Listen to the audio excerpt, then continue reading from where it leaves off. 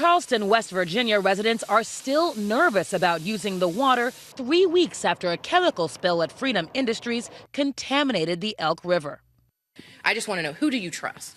West Virginia American Water has rescinded the do not use order for hundreds of thousands of area residents, saying tests show the chemicals dumped into the water have dissipated. But that's not enough for mothers like Shamea Lewis. Who do I trust? Do I trust the water quality specialist that's been told to call me and I've been continually following up on? I spoke to him again yesterday. Or do I trust you all to go ahead and let my children and, bathe and stuff in the water? The water company, working with the West Virginia Bureau for Public Health and the U.S. Army Corps of Engineers, said extensive testing showed levels of the toxic chemical MCHM, one of the compounds released, were below the 1 part per million the CDC considers safe. CNN conducted its own test of the water in mid-January with similar results.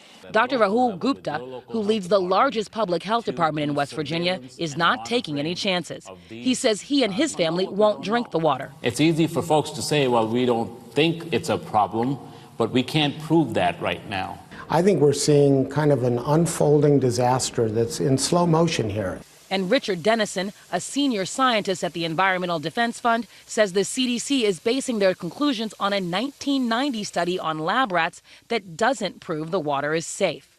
Federal and state officials have largely been flying blind, trying to make decisions on the fly with very little information to go by.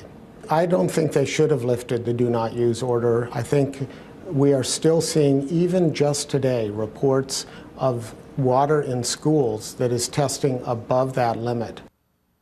And today, last night, the water company put out a statement saying that because there's simply not enough data on this chemical, MCHM, that out of an abundance of caution, pregnant women, quote, may wish to consider alternative drinking water source. Wolf? All right.